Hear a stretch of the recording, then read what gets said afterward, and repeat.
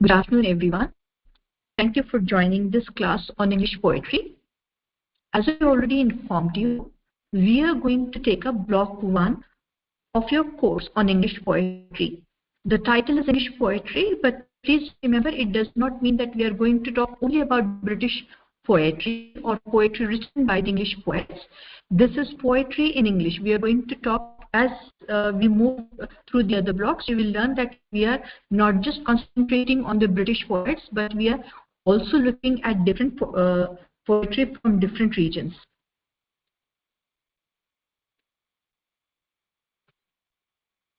Give me a minute.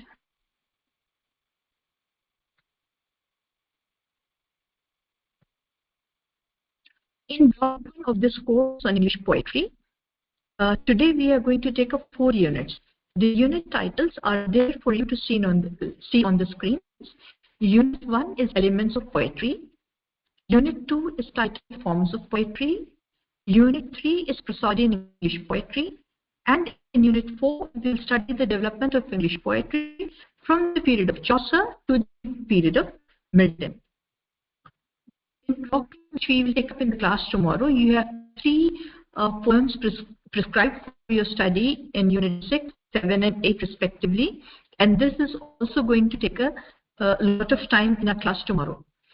Apart from that, in our class tomorrow, we will be discussing the development of English poetry from Milton. We will stop at Milton today, and in tomorrow's class, we'll continue from there and go up to Eliot.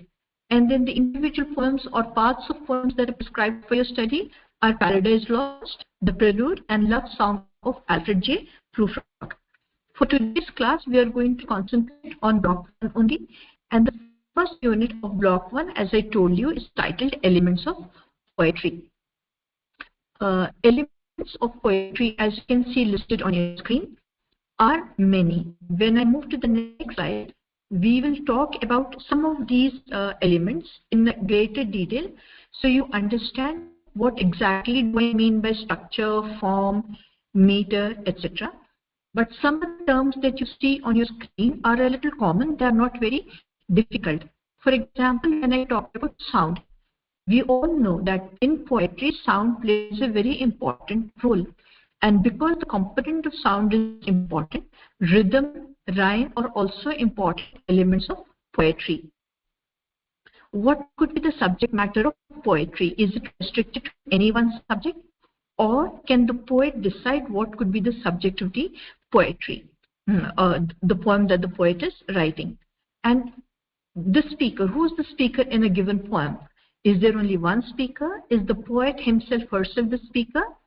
Does the narrator stand for the poet? Is the narrator the spokesperson or the voice of the poet? Is there only one narrator? Is there more than one narrator? What is the point of view that is present? Is that the point of view that the poet himself holds?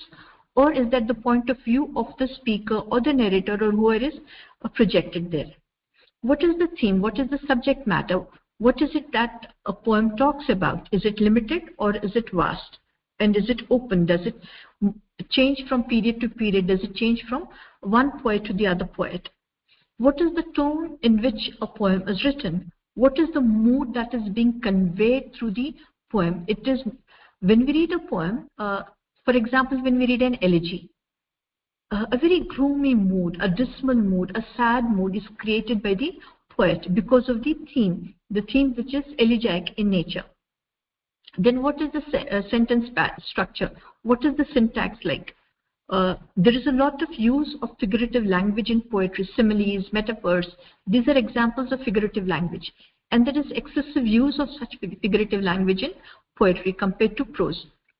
And again, compared to prose or in contrast to prose, poetry can be extremely dense because the writer has to convey a lot of meaning with the limited use of words. We find that a lot of meaning is packed in the lines or in the words that is used by the poet. So we find density as an important element of poetry. Let us look at some basic features that we need to know when we talk about the elements of poetry. When we talk about the structure of form, form refers to what are the different types of poetry, in what are the different forms in which a poem can be written, like a lyric, a sonnet, etc. We'll read more about this in the other slides. To understand a structure of a poem, how does the poet structure his poem? Into how many lines is it divided? How many stanzas are there? In prose, we have lines. In poetry, it is a verse. A line in poetry is called a verse. Stanza refers to a group of lines in poetry that form a unit. Like we have a paragraph in a prose passage, we have a stanza in poetry. Another term, one of the elements that you saw reflected in your screen a little while ago on the previous slide was meter. What do we mean by meter? Meter is a basic structure of a line in poetry, and it is based on stressed and unstressed syllables used in that line. Only two examples are given here. I will, when we come to the slide on meter, you will read the other examples. One is the iambic meter, in which we have an unstressed syllable followed by a stressed syllable.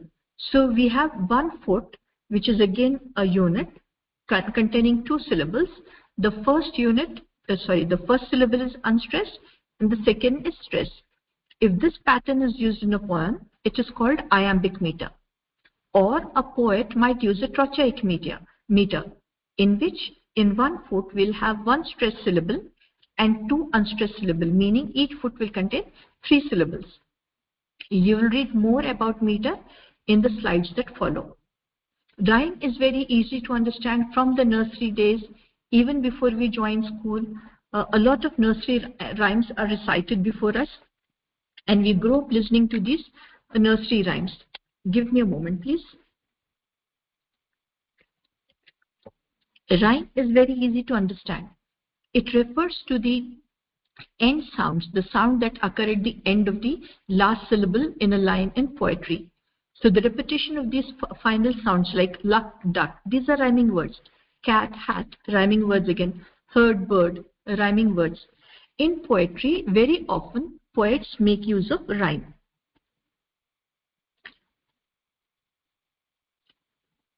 One second.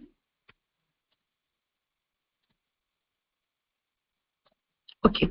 The second unit talks about the forms of poetry. What are the different forms of poetry? These are the major forms that are prescribed for your study. What you see reflected on your screen are lyrics, sonnets, odes, elegies, epics, and ballads. Let us look at each one of these, try to understand what they are, and then in the slides that follow, I have given some example poems also. Each poem is not complete because some of them may be big, but I did try to show to you one example for each of these forms or types of poetry. Let us first understand what do we mean by a lyric.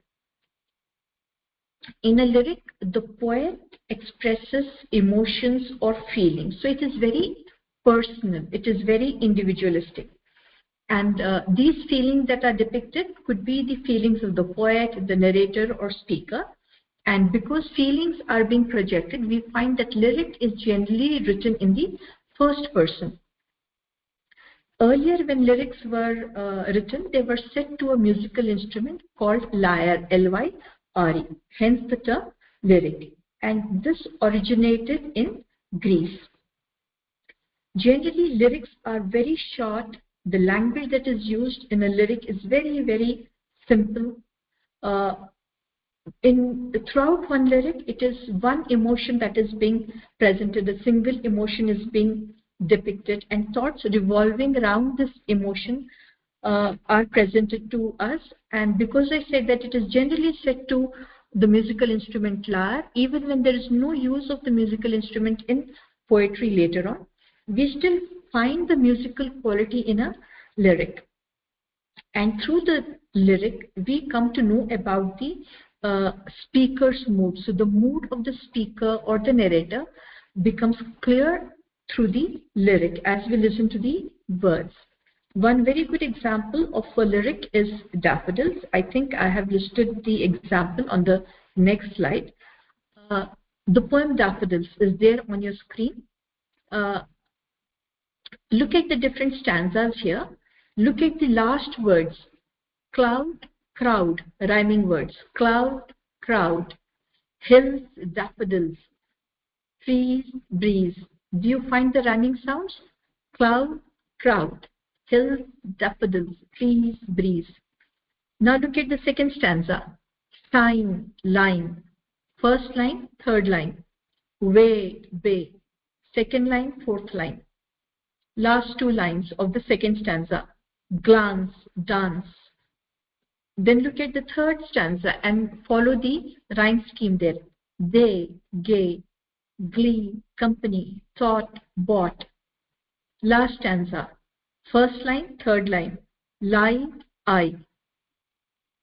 Pay attention to the last stanza. Second line, last word. Fourth line, last word. Mood, solitude, fills, daffodils. So you find a good rhyme scheme being used here. Now when you read this poem, you will find that because it is a romantic poem, you will find a lot of use of nature imagery. You will find that the poet is using very simple language, because when you studied about the Romantic age in the last semester, you learned how the Romantics wrote poems for the common people. It is not elitist crowd that they are addressing. I wandered lonely as a cloud that floats on hills or vales and dales, when all at once I saw a crowd, a host of golden daffodils, beside the lake, beneath the trees, fluttering and dancing in the breeze. Very easy to understand. You might have noticed the lyrical or the musical quality. You have seen that the language is very simple. There is only one emotion.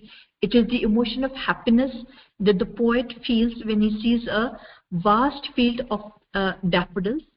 As we move from one stanza to other, and we come to the last stanza, we find that the mood of the poet has become philosophical. A very simple scene of a field of daffodils made the poet philosophical. Last stanza.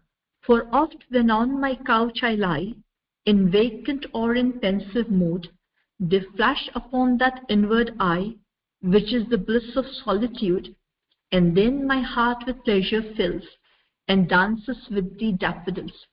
This poem can also be taken to understand what the Romantics meant by poetry.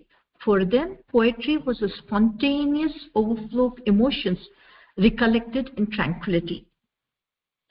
From here, we look at what a sonnet is. In the slide on the different forms of poetry, after the lyric sonnet was listed, I have given you two examples in the two columns here. Before you look at the two examples, let us understand what we mean by a sonnet. A sonnet is a short poem of 14 lines. It originated in Italy and it was made popular by Petrarch there. So a sonnet is a short poem of 14 lines written in iambic pentameter with end rhyme. The Petrarchan sonnet, what you see on the left side of your screen, is divided into two parts. The first part of 8 lines is called the octave, and the second part of 6 lines is called the sestet. Generally, when writing a Petrarchan sonnet, the poet presents a problem in the first part, which is resolved in the second part, the sestet. On the right side of your screen, what you see is an example of an English sonnet. The English sonnet is also called a Shakespearean sonnet because Shakespeare made extensive use of this form of sonnet. The Shakespearean or the English sonnet, like a sonnet in general, is also written in 14 lines. It also uses iambic pentameter, but unlike the Petrarchan sonnet, it is not divided into 2 parts. It is divided into 4 parts. The Shakespearean sonnet that you see on the right side is divided into 4 parts. We have 3 quatrains, 3 stanzas of 4 lines each, and a concluding couplet of 2 lines. Let me not to the marriage of true minds admit impediments. Love is not love which alters when it alteration finds, or bends with the remover to remove. This is one stanza, one quatrain, in which one idea is presented. In the next 4 lines, another idea is presented. In the next 4 lines, another idea is presented, but the central theme remains the same. The couplet gives the concluding remarks. If this be error and upon me proved, I never writ nor no man ever loved. What you see on the right side is a sonnet by Shakespeare. It is either called Let Me Not to the Marriage of True Minds, based on the first line, or it is also referred to as sonnet number 116. On the left side of your screen, the example that I have given you is drawn from John Milton's sonnet on his blindness. The rhyme scheme that we find in the English sonnet is A, B, B, A. Look at the last words. Minds rhymes, the English sonnet will have A, B rhyme scheme. Minds, finds, love, remove. Minds rhymes with finds, love rhymes with remove. So the rhyme scheme is A, B. In the next quatrain, there is a slight shift. CD, remove, mark, bark, shaken, taken. So you have CD. In the third quatrain, you have the rhyme scheme EF, cheeks, weeks, come, doom. And the couplet has the same rhyme scheme, proved, loved. Now move to the left side of your screen where we have the example of a Petrarchan sonnet. Here the rhyme scheme is different. The last sound of the first line rhymes with the last sound of the fourth line, spent, bent. The third and the fourth lines end sounds rhyme, wide, hide. So we have the rhyme scheme A, B, A, and it continues into the next four lines because it is written in the form of an octave. We take 8 lines together. A, B, A, spent, bent, present, prevent. These are all rhyming sounds. Then the sestet rhyme scheme is CD, E. With this example, we move to an ode. While you look at the poem that is reflected on your screen, I'll quickly try to explain to you what we mean by an ode. An ode is also a lyric poem. It is written in praise of either a person or it is written to glorify an event. It need not always be directed at a person. Look, for example, the ode on your screen now. The reference is to the wind, to the west wind. It is not referring to any person. So an ode could be directed at a person, a place, an idea, or an object. It is written to commemorate something very important. It is influenced by the Latin poet Horace, after whom we have the Horatian odes. The Horatian odes are all written in the same pattern. So all the stanzas in the Horatian ode follow the same pattern, but there is no fixed pattern here. The poet decides what pattern to follow.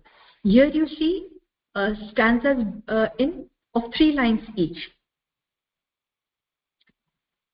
So whether it is the meter, the rhyme, or the number of lines, these are all decided by the poet for a particular ode, but throughout that ode, you will find the poet sticking to the same theme. Then we have odes written by the Greek poet Pindar. These are referred to as the Pindaric odes. The Pindaric odes follow the pattern of a strophe, an antistrophe, and an epode. Here the number of stanzas are not fixed, but they're all grouped together in threes: the strophe, the antistrophe, and the epode. Then we have the irregular ode, in which no fixed pattern, no fixed stanza pattern, no fixed rhyme scheme is followed. Some examples of odes are one that you are seeing on your screen, Ode to the West Wind.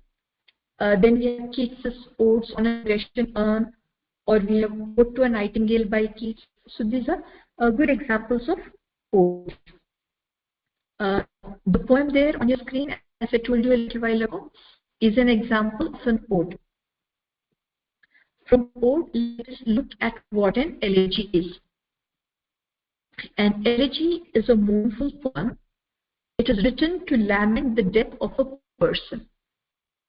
This is a song of mourning. It is extremely meditative. It is a reflective lyric, and it can be written in any meter. It is left to the poet to decide what he uses. The example that I have used here are two stanzas from Thomas Gray's elegy. The title of the elegy is Elegy Written in a Country Churchyard. Let me read these two lines and you will see how just by the use of the words, the poet evokes a very gloomy, a very sad mood and atmosphere. The curfew tolls the knell of parting day. The lowing herd winds slowly over the lea. The ploughman homeward plods his weary way and leaves the world to darkness and to me.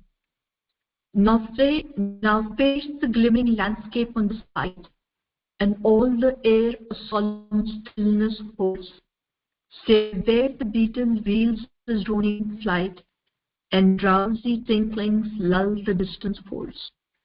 By the use of the words here, we find how a very gloomy, sorrowful mood is created. The day is coming to an end, human life coming to an end. The herd is lowing, it is moving slowly. See, when things are happy, the movement is fast. Here, everything is moving very slow. The plowman or the farmer is also very tired.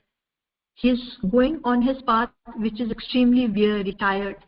He plods. The word plod also indicates lifting your steps very heavily and walking very slowly.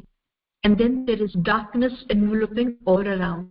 So this whole atmosphere of death is created for us.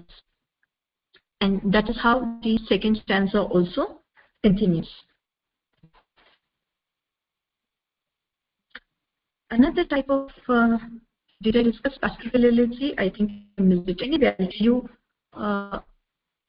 another form of an elegy is a pastoral elegy. A very good example of a pastoral elegy is Lycidas. When you read about English poetry from Chaucer to Milton, you will also read about Milton's Lycidas. So, pastoral elegy is also a mournful poem written in commemoration of somebody's death, written to mourn the death of a person. But in this case, it's set in a countryside. There is a pastoral setting. The poet or the narrator considers himself to be a shepherd, mourning the death of another shepherd. We have a procession of mourners. We have an inquisition into the cause of death.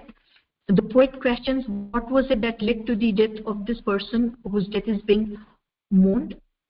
And as the elegy comes towards an end, we find that the poet does not end it with sadness, but he ends it with hope.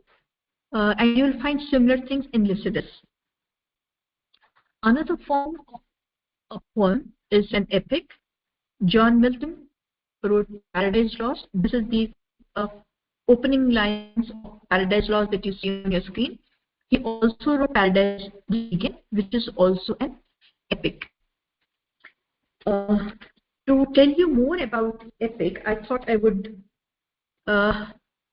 play a lesson that I had prepared some years ago for our students from the annual mode batch. After this, I'll play it to you. There are various conventions of an epic. That particular video, it is there on our University IMC Mano YouTube channel. It's titled Paradise Lost as an Epic.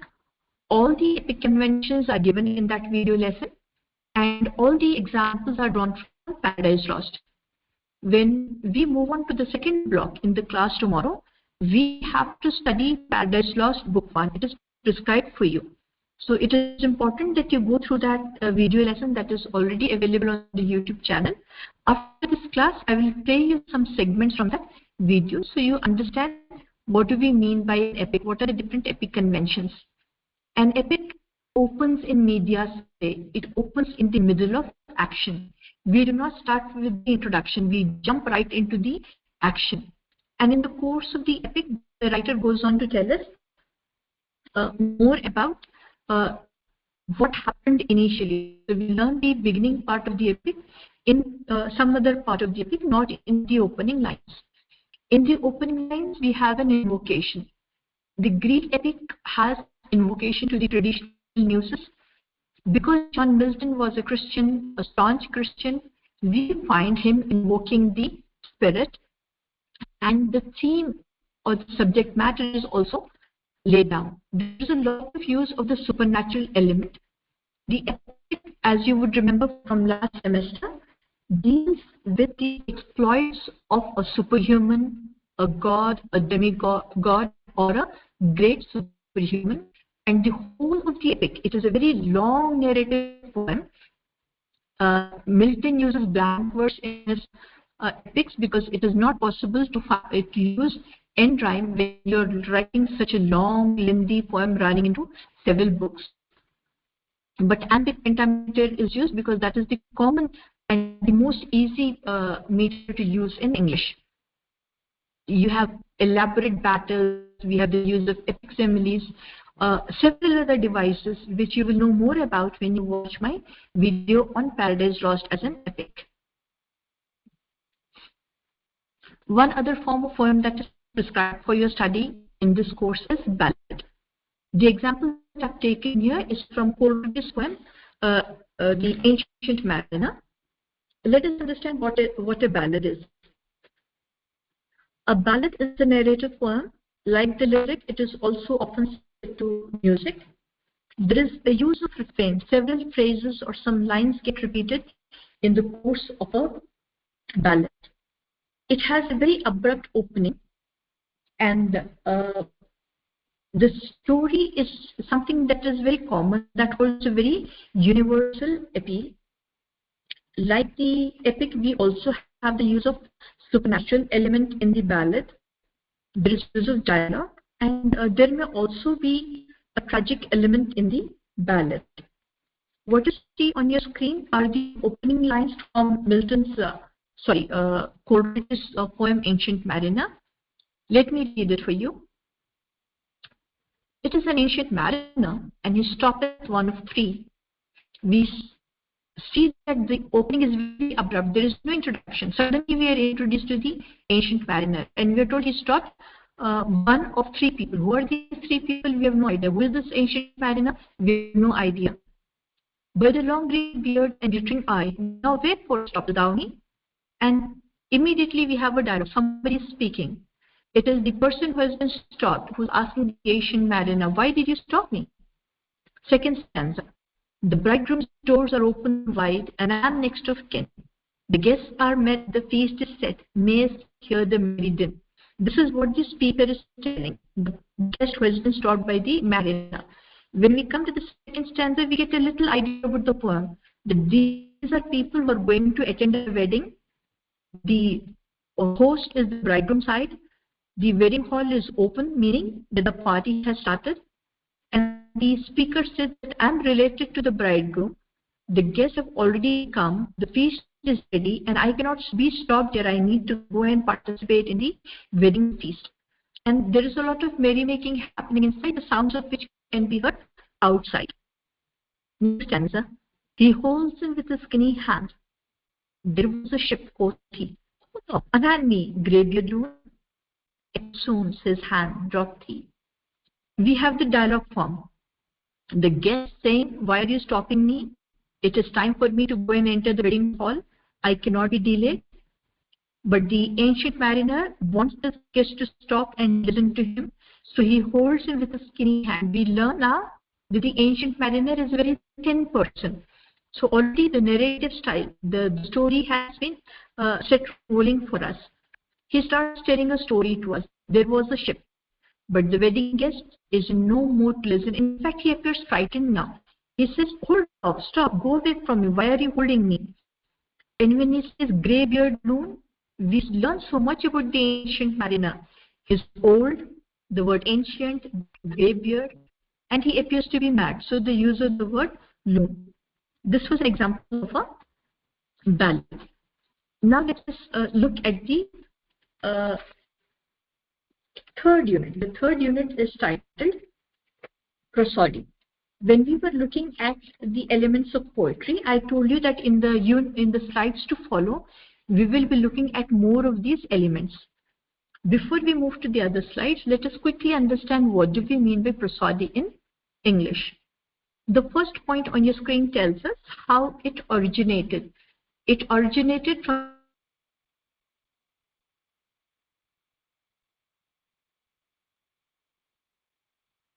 from the Latin word prosodia, which means accent, accent of occasion. It is the study of lines in a poetry. We have already learned what is a verse. A verse is a line in a poetry. So prosody is nothing but the study of versification. It is the study of individual lines in a poem. In prosody, what are the different things that we take up? We study meter, we study rhyme, we study what are the different sound patterns that are used. So we can say that it is a systematic study of sound of language. And what are the different kinds of sounds? And you'll read more of these in the slides to follow. Examples given there are of alliteration and assonance. Let us read more in detail. In the previous slide, I said that prosody is the versification. Under versification, what do we study? The last slide also told us that it is a systematic study of alliteration, assonance, etc. Let us look at each one of these separately. Alliteration is the close repetition of initial consonant or vowel sounds. The example that I've given you is a very famous tongue twister where the initial consonant sound B is repeated. Betty bought butter, but the butter was bitter, so Betty bought better butter to make the bitter butter better. In this line, the initial consonant sound is the same and it is repeated to create an alliterative effect. The next point that you see on your screen is assonance. What is assonance? Assonance is the close, it is repetition, there is a spelling error there. It is the close repetition of vowel sounds in a line or a phrase. I have used different font color there. I might like it. I might like, same sound. It is a different sound. I might like it. Here you are noticing that the vowel sounds are repeated, but they may or may not be the initial sound. The sound that is repeated may occur in any part of a word. It could be the initial sound, it could be the middle sound, it could be the last sound. Consonance is almost the opposite of assonance. In assonance, we say it is the close repetition of vowel sounds. Consonance is the close repetition of consonant sounds. In a phrase like duck, drove, truck, here you have two examples. The consonant sound D is repeated in duck and drove. It is the initial sound, incidentally. And the K sound in duck, truck. Again, this is just a coincidence that the sound occurs at the end. It can occur anywhere, initial, middle, or final positions. Then we have euphony and cacophony. These are sound patterns. When a pleasing sound pattern is created by the choice of words, it is euphony. And when harsh sounds are created by the use of the sound pattern in a line or in a poem or in a stanza, it is called cacophony. Onomatopoeia refers to words which represent the sound itself. For example, the snake hissed.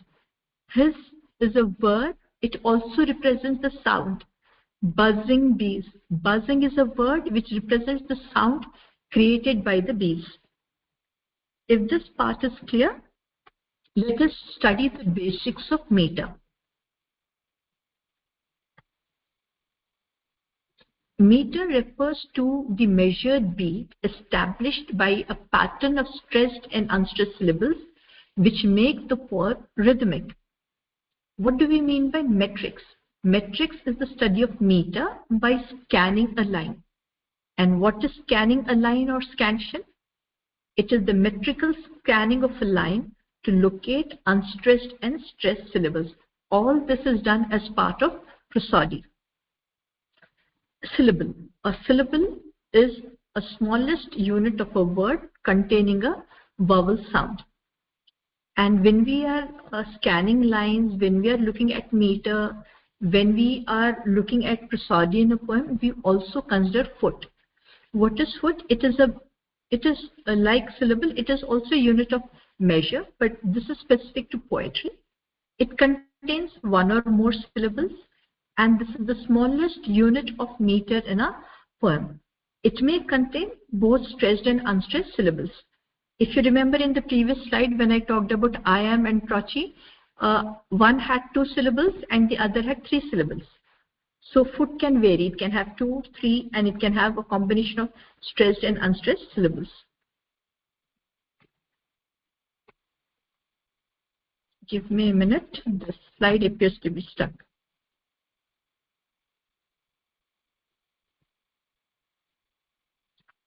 In the slide earlier, I had given only 2 examples of an iambic meter and a trochaic meter. And now we are looking at the different types of meter in English. Each one is listed one below the other. To understand iambic pentameter, this is easy and the most commonly used. In iambic pentameter, in iambic meter, you have each foot having one unstressed syllable followed by a stressed syllable. In the sonnet that we will discuss further, we have the use of an iambic pentameter. The trochaic meter, as I told you in the previous slide, contains a stressed syllable followed by an unstressed syllable. It is the opposite pattern of the iambic pentameter. Anapestic meter has 2 unstressed syllables followed by a stressed syllable. Dactylic is the opposite of this, where you have 1 stressed syllable followed by 2 unstressed syllables. And in the spondaic meter, we have 2 stressed syllables. There is a spelling error here. Please excuse. We will come to the 4th unit, which is extremely important because the course is English poetry. In the earlier units, we learned about the elements of poetry. In the unit 2, we looked at the different forms of poetry. The forms of poetry are also very, very important. It is important that we study at least the prescribed forms of poetry, like the lyric, the sonnet, the epic, the elegy, and the ballad. Then we have prosody. Prosody is extremely difficult. It is more of a practical component. You may be given a poem in the examination, and you may be asked to take up a study of the poem by scanning the lines, by telling us what the meter is, by telling us more about the different aspects of versification. But because the paper is titled, as I told you a little while ago, English poetry, we need to know how English poetry moved from one period to the other period. When we discuss this particular unit, you will find that most of this you've already discussed in the semester 1 when we were talking about the history of English literature. When we studied the age of Chaucer, when we studied the Elizabethan age, when we studied the Puritan age, most of these things were already covered. But in this course, we are going to restrict ourselves to the study of poetry in each of these periods. In the course of this unit, we will talk about the age of Chaucer. Chaucer is the most important or the prominent writer of this period. We will also look at, very quickly, just mention the minor poets like Langland, Wycliffe, Gower. Elizabethan poetry is extremely important because Elizabethan age, as you know, was very famous for both poetry as well as drama. Here we will also study Spenser, Sidney, and touch upon their poems. But just as the age of Chaucer is dominated by Chaucer, the Elizabethan age is dominated by Shakespeare. We will also quickly look at Cavalier poetry, which is not very important, but this is also the Cavalier poetry is not as important as the other parts that you see reflected on your screen. But a quick look at Cavalier poetry, what kind of poetry was written during this period, would help you as students of English language and literature. We'll also look at metaphysical poetry, what are its characteristics, what are the major practitioners of metaphysical poetry. And like the age of Elizabeth is dominated by Shakespeare, the age of Milton is dominated by Milton. So we will be looking at the contribution of Chaucer, at the contribution of Shakespeare, at the contribution of Donne and Milton in this particular unit. Let us first pay some attention to the age of Chaucer. This was the time when there was a lot of disillusionment with the papal authority or with the interference of the church. Hence, we find that there is a critique of the established order and of the established religion. This was also the period when, because of the 100 Years' War between England and France, there was a growing sense of nationalism among the people, and this gets reflected in the poetry of the age. This is also the age in which we see the rise of the middle class. The aristocracy does not have much role to play now, and this is basically because of the impact of the peasant revolt. During this age, we also have the plague, which is also referred to as the Black Death, and this had a great impact on the socio-economic life of the people. As we move through the age of Chaucer, we find that there is a waning influence of the French and Latin languages, and English is increasingly used because this is also the period when we find that there is standardization of English, or the standardization of English begins to set in around this period. This is the age when we find poetry gaining a lot of significance. The kind of poetry that is written during this age is mostly secular, and we have narrative and descriptive poetry. Four poets are mentioned there on your screen, and we will talk about Chaucerian stanza, but before that, a quick look at Chaucer himself. Chaucer is believed to be born in 1340, and he is believed to have died circa 1400. His poetry can be basically divided into three main parts.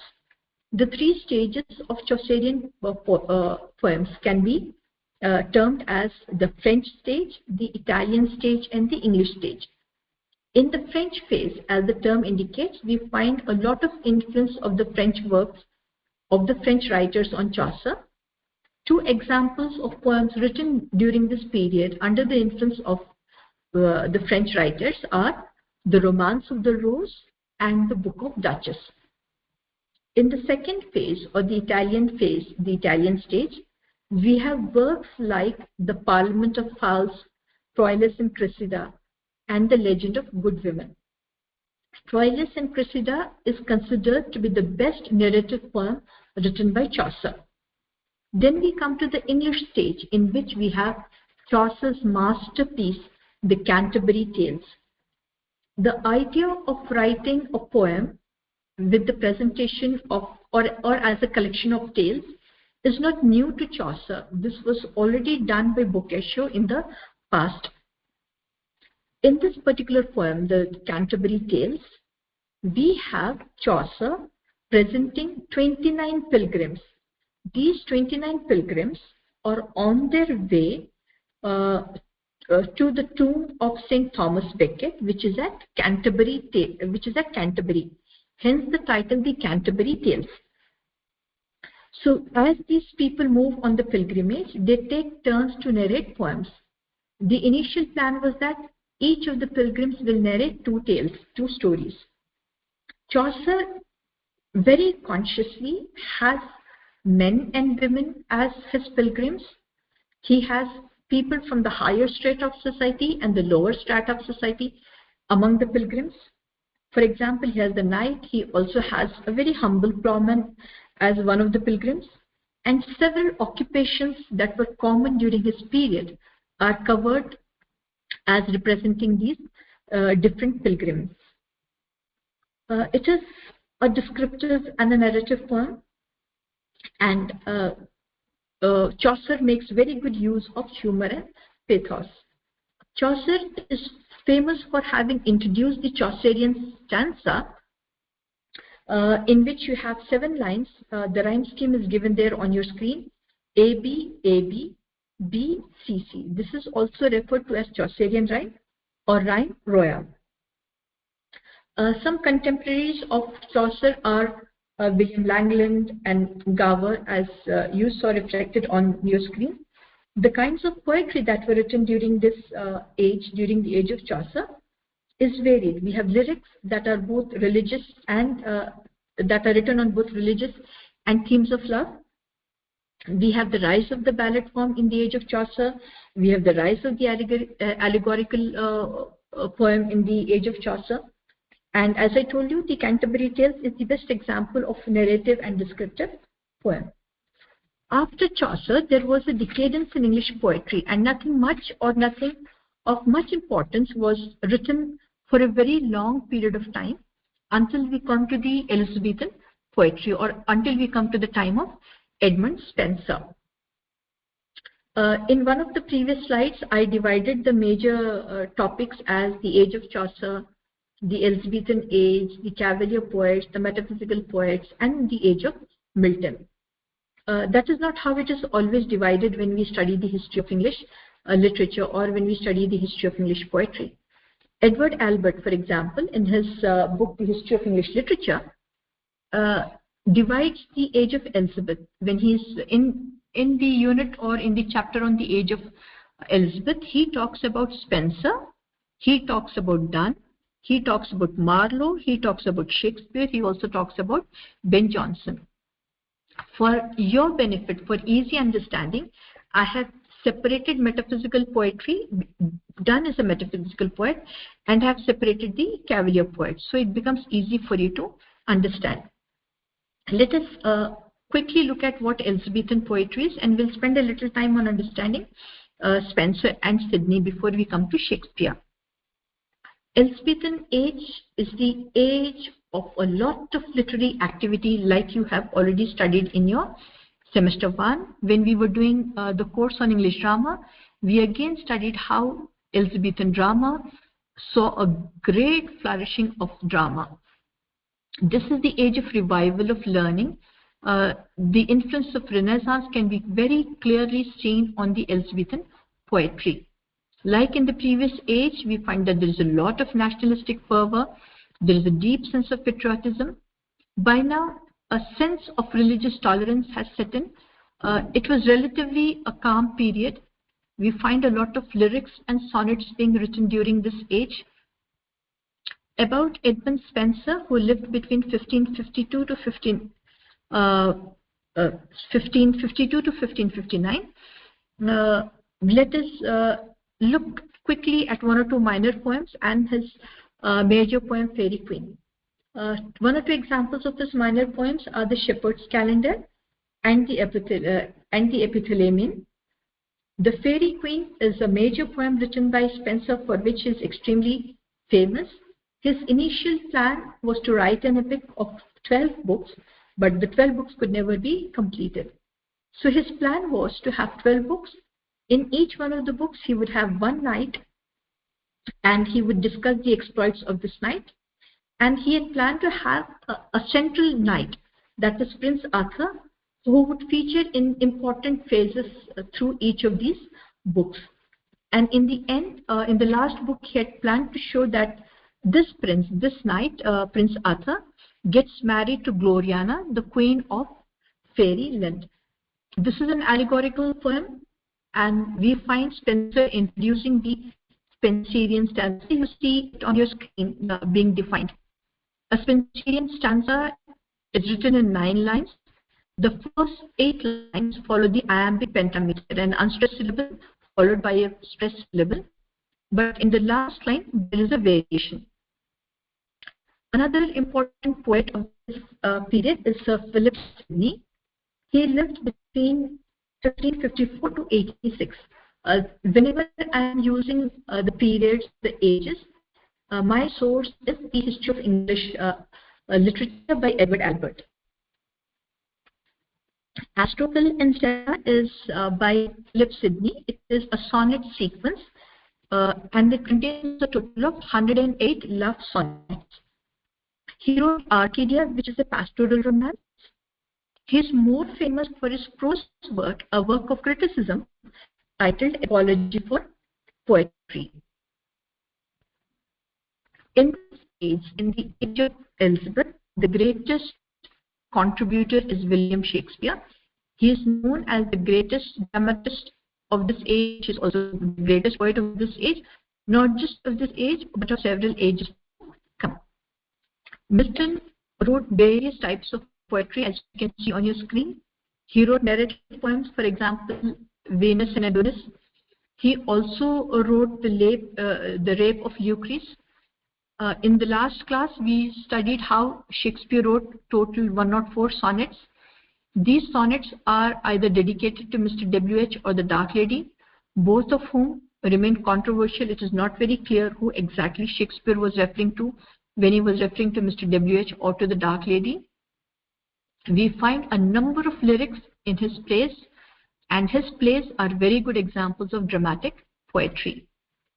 Overall, when we look at Elizabethan poetry, we understand that during this period we have dramatic poetry, lyrical poetry, sonnets, and descriptive and narrative poetry. One small part that I thought I would discuss with you is cavalier poetry. This is slightly different from the kind of poetry that was written during the time of Shakespeare, during the time of Milton. All the cavalier poets were supporters of Charles I. And Charles I ruled over England between 1625 to 1649. These poets, the cavalier poets, were influenced by Ben Jonson and they followed him. They were rebellious in nature.